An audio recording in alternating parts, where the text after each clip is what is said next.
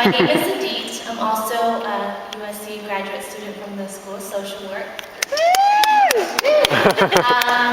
First off, I want to say thank you for coming out here to USC and also for coming out about your sexuality and your sexual orientation, preference, and all that. So my question is, I have two questions. One, how do you feel about the passing of Prop 8 and thoughts and feelings surrounding it?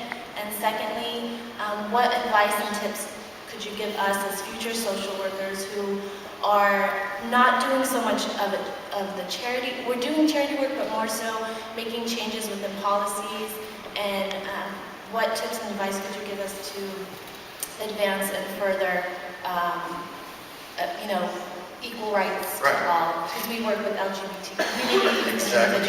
It's all about education, and it's hard because there's so much confusion out there. I really believe that Prop 8 got passed because of confusion. It was a very good tactic, in the SLA, because they confused the hell out of everyone.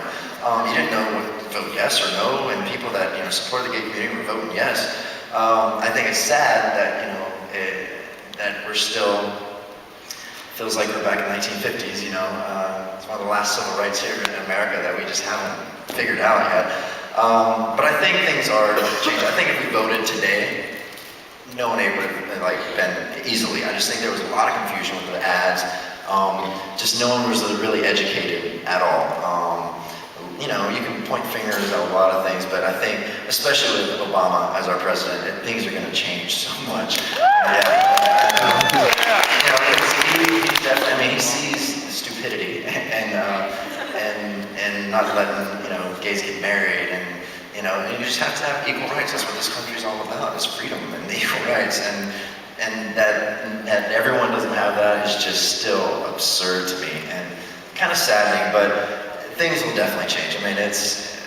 We'll be hopefully just looking back on this in a few years from now, just laughing, going, "Can you believe that that it didn't that it passed those years ago?" So things will change. I think it's just really getting to the masses and really educating people, because once ignorance isn't such a bad thing. It's just calling someone ignorant doesn't mean that they're bad. It's just they don't understand. And I come from one of the most ignorant places in the South, because we weren't educated. When you don't have to deal with something and face it, you don't know anything about it. You just hear, what people are saying or what you see on TV, and you start getting those stereotypes in your head. So once people are faced with it and really understand what's going on, people, wise up, and they understand how, absurd, things have gotten. So it really is just getting in people's faces and educating them. Thank you for being you.